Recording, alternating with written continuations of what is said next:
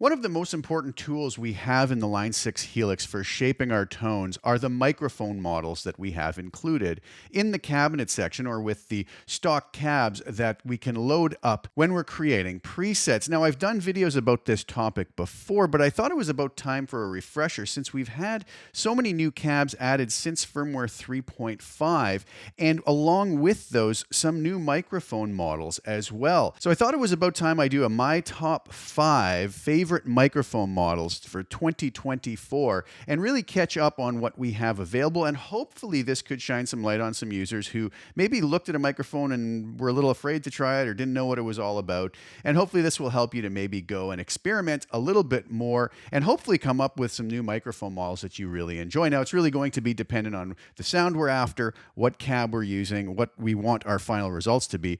It's going to really determine which microphone is going to work best. So these are by no means any hard and fast rules, but I just thought I would throw out what my favorites were. So without further ado, let's dive right in and take a look and a listen to what my top 5 favorite microphone models are in the Helix. Now, just before we get started, I wanted to point out a really cool website. I've done a video quite some time ago about this website, and it's called Helix Effect Finder, and you'll see it says V3.7 or version 3.7 to correspond with the latest firmware. This has been made by a person who's become a good friend of mine online. His name is Hossein Montazeri. Really cool guy and really wonderful that he's taken the time and continues to update this website. Basically, what it allows us to do is find out what models we have inside the Helix, and we can lump those together by the type. So you can see here we can search by, guitar amps or guitar cabs, IRs, IR loaders, and the brand, we can narrow it down by the brand that the models are trying to emulate. We can also just go by the model itself and also when the particular amp model showed up in the Helix as far as what version it came up with. So for instance, today's video is about microphones. So we can say in the firmware 3.5, let's go down to microphones and we can see all of the microphones that were added as part of the 3.5 update. We can go to 3.6, again, choose microphone. We see we had these two models.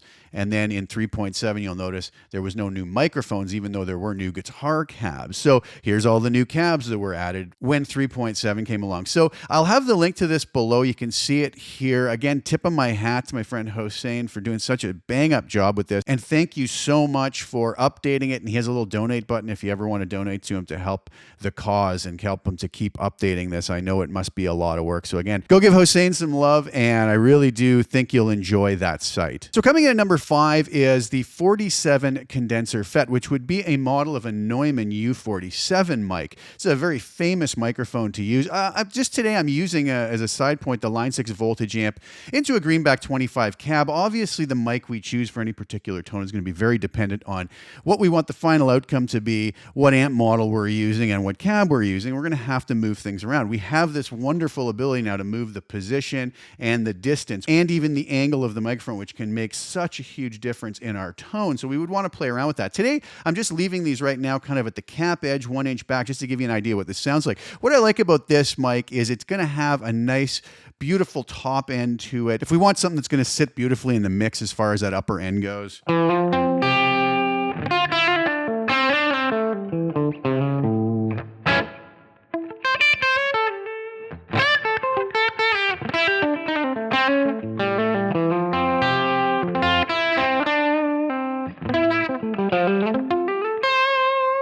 The neck pickup.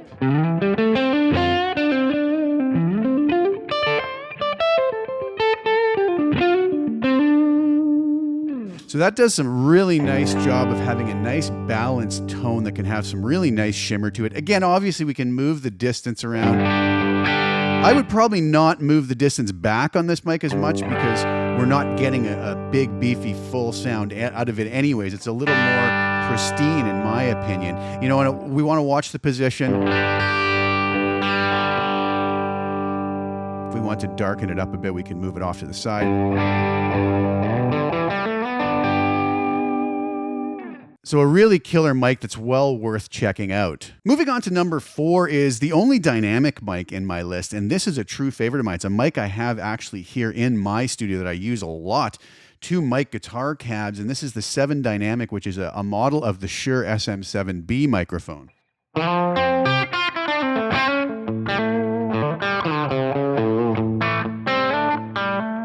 What I like this compared to some other dynamic mics like the SM57 or E609 is that it has a nice full bottom end to it, but still retains some of that upper end or upper mid cut.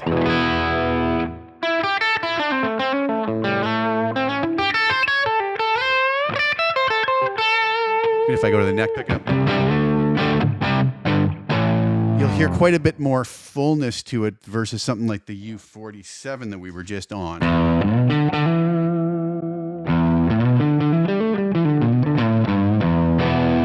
Keep in mind, all I have here is a dab of dynamic plate reverb and a little bit of LA Studio Comp at the end. That's barely doing anything at all. So the 7 Dynamic is another mic I would recommend folks check out. Again, I'm not playing around with the positions and the distance in this video very much. I'm just sort of presenting you the mics that I like. Take a look at. Coming in at number 3 is a mic that I did a very specific video about because this was one of the newest mics we've had added on some of the new cabs, and this is the 84 ribbon, which is a model of the AEA R84 ribbon mic.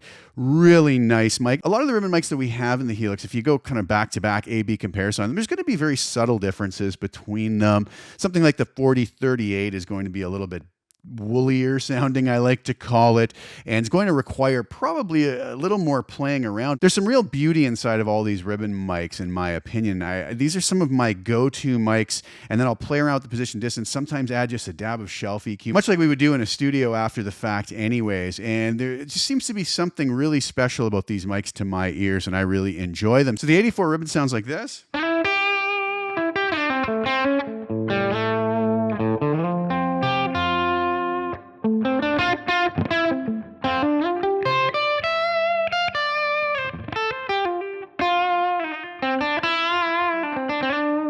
That's on the bridge pick. If I go to the neck, so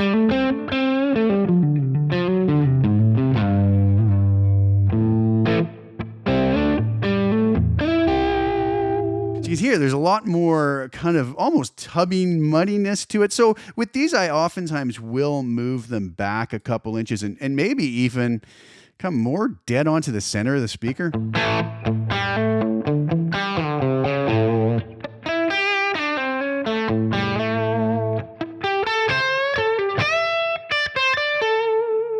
You can hear that that alone has done a lot to clean things up. Now, a lot of folks ask me why I always use the shelf EQ. I'm not using it in here, but one of the main reasons I use the shelf EQ is not because I couldn't get something similar out of moving the microphone position around. A lot of times you can't necessarily get that much of a difference, but the shelf EQ, having it inside of the preset itself, gives us a very quick, intuitive, on-the-fly way to tweak a tone for a particular situation, more so than the guesswork of moving a microphone around trying to find a sweet spot, which can end up being a bit of a rabbit hole we dive down and waste a lot of time in a situation where maybe we need a really quick adjustment. So that's why I use a shelf EQ. But as you can see in this video, we can't accomplish so much by moving that mic around.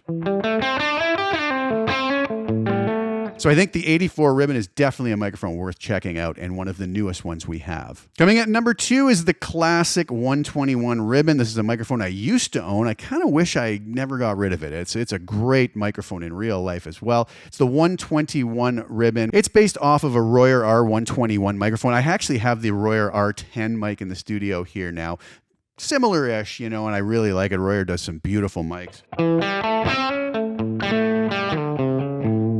Again, that's with the position right on the center pulled back 2.25 inches. Now, if I just bring this out again to the cap edge.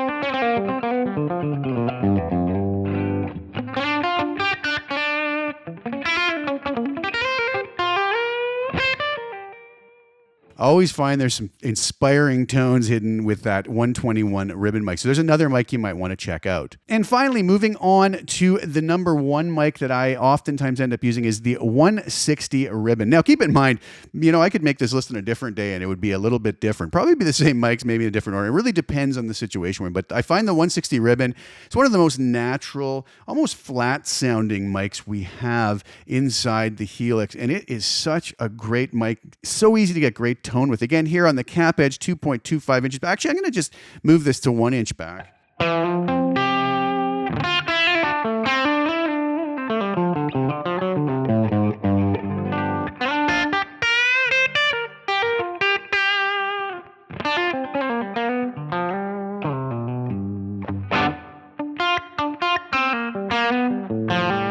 Not as big in the bottom end as some of the other ribbon mics, but very, very beautiful tones inside of there. So, one thing you can do, it's beyond the scope of this video. I don't want to go on too much longer here, but we could set up what I've done here, snapshots, where we could switch between the different microphone models and really A, B, and hear the differences between them on the same settings so that we have a better idea of what each mic is doing. And that's going to allow us to be able to make decisions for ourselves and for our tastes and what our end goals are. Going into making a preset, if we understand what characteristics a mic has, we can much more instinctively grab the one that is necessary for what we're trying to accomplish. And hopefully that can save us some time and get our workflow working even better.